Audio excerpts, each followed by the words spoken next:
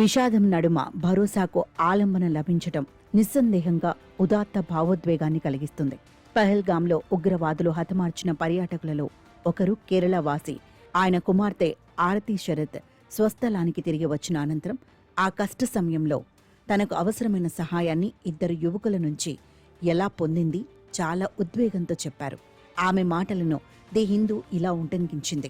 ముసాఫిర్, మరో స్థానిక డ్రైవర్ సమీర్ చివరి వరకు నాతోనే ఉన్నారు. ఆసుపత్రిలో శవాల గది వెలుపల తెల్లవారుజాము 3 గంటల దాకా నిలబడి ఉన్నప్పుడు కూడా వారు నా పక్కనే ఉన్నారు. వారిరువురూ నన్ను ఒక చెల్లెలుగా ఆదరించారు. కశ్మీర్ నాకు 2 సోదరుల్ని ఇచ్చింది. పహల్గాంలో 26 మంది అమాయకులను బలిగొన్న ఉగ్రవాదుల రాక్షస చర్యకు సమస్త కశ్మీర్ ప్రజలు ప్రతిస్పందించిన తీరుకు ముసాఫిర్, సమీర్ ప్రతినిధులని పలు దినపత్రికలలో వెలువడిన వార్తా కథనాలు ధృవీకరించాయి. ఘటన ప్రదేశంలో ఉన్న పలువురు పర్యాటకులను కశ్మీరీ గైడ్లు స్వయంగా సురక్షిత ప్రదేశాలకు తీసుకువెళ్లారు. తన వృత్తి సహచరుల వలె ముస్లిం మతస్థుడైన ఒక గైడ్ను ఉగ్రవాదులు హతమార్చారు. భయాందోళనలో ఉన్న పర్యాటకులకు ముస్లిం మతాచారిలో మసీదులలో ఆశ్రయం కల్పించారు. ఆ క్లిష్ట సమయంలో టాక్సీ డ్రైవర్లు డబ్బులు తీసుకోకుండా పర్యాటకులను వారి వారి హోటళ్లకు, విమానాశ్రయానికి తీసుకువెళ్లారు. పహల్గాం ఘటన మరుసటి రోజు కశ్మీర్ అంతటా ప్రజలు సంపూర్ణ హర్తాళ్ పాటించారు. ఉగ్ర హింసాకాండ బాధితులకు సంతాపంగా దుకాణాలు, హోటళ్లు, పాఠశాలలు, కళాశాలలు అన్నింటినీ మూసివేశారు. పాలక ప్రతిపక్షాలతో పాటు అన్ని రాజకీయ పార్టీలు ఉగ్రవాదులను, సరిహద్దుల ఆవల నుంచి వారికి మద్దతునిస్తున్న వారి అమానుషత్వాన్ని ఖండిస్తూ ర్యాలీలు నిర్వహించాయి.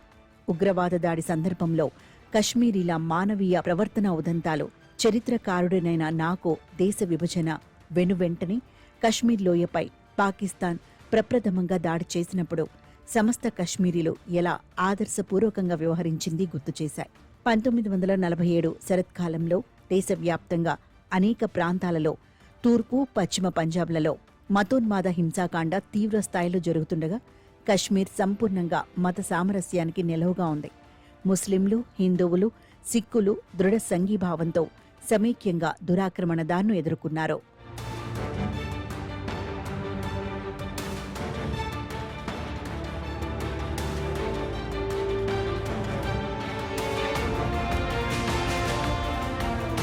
పహల్గాంలో హిందువులను లక్ష్యంగా చేసుకోవడం ద్వారా ఉగ్రవాదులు దేశవ్యాప్తంగా ముస్లింలకు హిందువులు పూర్తిగా వ్యతిరేకులు అవుతారని, మత ఘర్షణలు ప్రజ్వరిల్లుతాయని భావించారు. ఈ లక్ష్య సాధనలో వారు కనీసం కశ్మీర్కు సంబంధించినంత వరకు విఫలమయ్యారు. సరే, ఆ విషాద ఘటన అనంతరం మన దేశంలోని ఇతర రాష్ట్రాలు, కేంద్రపాలిత ప్రాంతాలలో నివసిస్తున్న వారు కశ్మీరీల వలె ప్రవర్తించారా? రాజస్థాన్లో ఒక బీజేపీ ఎమ్మెల్యే శుక్రవారం ప్రార్థనల సమయంలో ఓ మసీదులోకి వెళ్లి జై శ్రీరామ్ అని అరిచాడు. పాకిస్తాన్ మోర్దాబాద్ అని రాసి ఉన్న ప్లకార్డును ప్రదర్శించాడు. అసోంలో బీజేపీ ముఖ్యమంత్రి రాజకీయ ప్రత్యర్థులను అరెస్ట్ చేయించేందుకు చొరవ చూపాడు. ఆ రాజకీయ ప్రత్యర్థులు భారత వ్యతిరేకులు అని అసోం రాష్ట్ర పాలనా యంత్రాంగం ఆరోపించింది. సామాజిక మాధ్యమాలలో కూడా అటువంటి ఆరోపణలు చేసింది. మధ్యప్రదేశ్లో ముస్లిం మతస్థుడైన కాంగ్రెస్ ఎమ్మెల్యేకు అజ్ఞాత వ్యక్తుల నుంచి చంపివేస్తామనే బెదిరింపులు వచ్చాయి. గుజరాత్లో చొరబాటుదారులు అనే ఆరోపణతో వందలాది వ్యక్తులను పోలీసులు అదుపులోకి తీసుకున్నారు. నిజానికి వారిలో అత్యధికులు నికార్సైన భారత పౌరులు. ఉత్తరప్రదేశ్, ఉత్తరాఖండ్, పంజాబ్లలో మితవాద వర్గాల గూండాలు కశ్మీరీ విద్యార్థులు హాస్టళ్లను వీడిపోయేలా బలవంత పెట్టారు. చాలా మంది కశ్మీరీ విద్యార్థులు విద్యాభ్యాసాన్ని విరమించి తమ స్వస్థలాలకు వెళ్లిపోతున్నారు. ముస్సోరీలో కశ్మీరీ శాలువాల విక్రేతలు తమ వ్యాపారానికి స్వస్తి చెప్పి కశ్మీర్కు వెళ్లిపోయారు. ఇప్పుడు కేంద్రపాలిత ప్రాంతంగా ఉన్న కశ్మీర్లో పహల్గాం ఘటనతో ఎటువంటి సంబంధం లేని ఎంతో మందిని అరెస్ట్ చేశారు. బుల్డోజర్లతో పలువురి వ్యాపారాలను కూల్చివేశారు. ఈ చట్ట విరుద్ధ చర్యలు ఇంకా కొనసాగుతూనే ఉన్నాయి. పహల్గాం ఘటన అనంతరం ప్రధానమంత్రి తన తొలి బహిరంగ ఉపన్యాసాన్ని బీహార్లో వెలువరించడం నిరుత్సాహం కలిగిస్తోంది. మరికొద్ది నెలల్లో అసెంబ్లీ ఎన్నికలు జరగనున్న రాష్ట్రంలో ప్రధాని ఆ ఉపన్యాసం చేయడం గమనార్హం. ఆ ఉపన్యాసంలోనూ, ఆ తర్వాత మన్ కీ బాత్ ప్రసంగంలోనూ ఆ సేతు హిమాచల్లో అన్ని భాషల వారు పహల్గాం ఘటనను ముక్త కంఠంతో ఖండించారని పేర్కొన్నారు. ఈ దేశంలో బహుళ మతాలు విలసిల్లుతున్నాయని, ఆ మత బాహుళ్యం మన దేశానికి ఒక విశిష్టతను సమకూర్చుతుందనే వాస్తవాన్ని ఆయన అంగీకరించి ఉన్నట్టయితే ఉదాత్త రాజనీతిజ్ఞత అయి ఉండేది.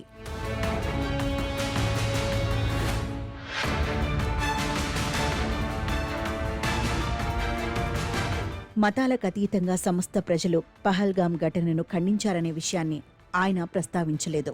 ముఖ్యంగా ఘటన సందర్భంలోనూ ఆ తర్వాత కశ్మీరీలు మానవీయంగా వ్యవహరించిన వైనం ఆయనకు తెలియకుండా ఎలా ఉంటుంది? ఉగ్రవాద ఘటనపై చర్చించేందుకు జరిగిన అఖిలపక్ష సమావేశానికి ప్రధానమంత్రి హాజరు కాకపోవడం ప్రజాస్వామిక కార్యసరళి పట్ల ఆయన నిర్లక్ష్య వైఖరిని స్పష్టంగా సూచించింది. ప్రధానమంత్రి భాష వైవిధ్యాన్ని గౌరవించారు కానీ మత బహుళత్వాన్ని విస్మరించారు. ఇతర బీజేపీ నాయకులు మరింత సంకుచితత్వంతో వ్యవహరించారు. వారి దృష్టిలో హిందీయే సర్వోన్నత భాష, హిందూ మతమే సర్వోన్నత మతం. ఈ దృష్ట్యా పహల్గామ్ మారణకాండకు వ్యతిరేకంగా సమస్త భారతీయులు మతాలకు అతీతంగా సమైక్యంగా నిలబడ్డారని రక్షణ మంత్రి రాజ్నాథ్ సింగ్ ప్రకటించడం ఉత్సాహజనకంగా ఉంది. సరిహద్దు ఆవలి వైపు వారి అండదండలతో గతంలో సంభవించిన ఉగ్రవాద దాడుల వలె పహల్గామ్ ఘాతుకం కూడా 2 పరీక్షలు పెట్టింది. ఒకటి భారత రాజ్య వ్యవస్థకు, రెండోది భారత ప్రజలకు.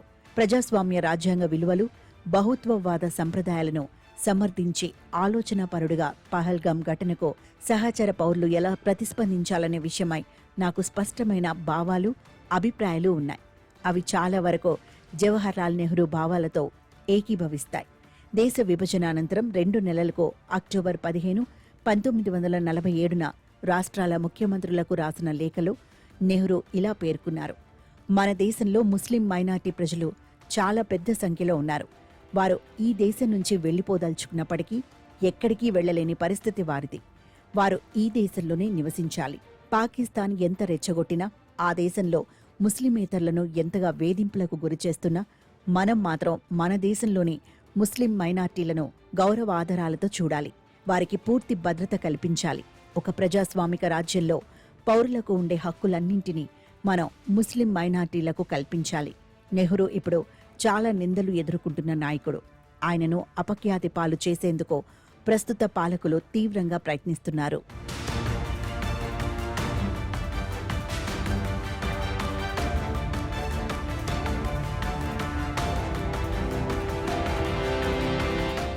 ఆయన అనుసరించిన ఆర్థిక దౌత్య విధానాలలో లొసుగులు ఉండవచ్చు కానీ భాష, మతపరమైన బహుళతత్వాన్ని కాపాడడంలో ఆయన నిబద్ధత, దార్శనికత వర్తమాన భారతదేశానికి మరింతగా అవసరం. పాకిస్తాన్ ఆర్మీ చీఫ్ ఆసిమ్ మునీర్ ఇటీవలి చేసిన కొన్ని వ్యాఖ్యల నేపథ్యంలో నెహ్రూ భావాల, విధానాల ఉపయుక్తత మరింతగా విశదమవుతుంది. కశ్మీర్ పాకిస్తాన్ కంట రక్తనాళం అని ఆ సైనికాధికారి నొక్కి చెప్పాడు. పహల్గాంలో పర్యాటకుల ఊచకోత అనంతరం పాకిస్తాన్ మిలిటరీ అకాడమీలో మాట్లాడుతూ ద్విజాతి సిద్ధాంతం గురించి ప్రముఖంగా ప్రస్తావించాడు.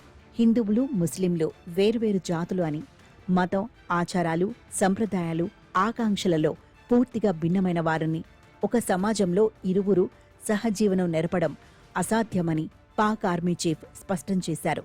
వినాయక్ దామోదర్ సావర్కర్ మొదలైన మితవాద నాయకులు ఇటువంటి భావాలతో తమ సొంత ద్విజాతి సిద్ధాంతాన్ని ప్రచారం చేశారు. హిందువులు, ముస్లింల మధ్య శాంతియుత సహజీవనం అసాధ్యమని ఘోషించారు. దేశ విభజన అనంతరం కోట్లాది ముస్లింలు భారత్లోనే ఉండిపోయారు. అయితే ముస్లింలు ఆర్థికంగా, రాజకీయంగా, సాంస్కృతికంగా హిందువులకు లోబడి ఉండి తీరాలని హిందుత్వవాదులు తెగేసి చెబుతున్నారు. ఈ హానికర ఆలోచన ధోరణులను, రాజకీయ కార్యక్రమాలను నెహ్రూ దృఢ సంకల్పంతో ఎదుర్కొన్నారు. స్వాతంత్ర్య తొలి సంవత్సరాలలో పాకిస్తాన్లో ముస్లిమేతర పౌరులు ఎంతగా అవమానాలు, తిరస్కరణలకు గురవుతున్నప్పటికీ భారత్లో ముస్లింలను గౌరవ ఆధారాలతో చూడాలని, దేశ పౌరులకు రాజ్యాంగం నిర్దేశించిన హక్కులన్నింటినీ వారికి ముస్లిం మతస్థులకు కల్పించాలని పదే పదే స్పష్టం చేశారు. తుది వరకు ఆయన ఆ వైఖరికి కట్టుబడి ఉన్నారు.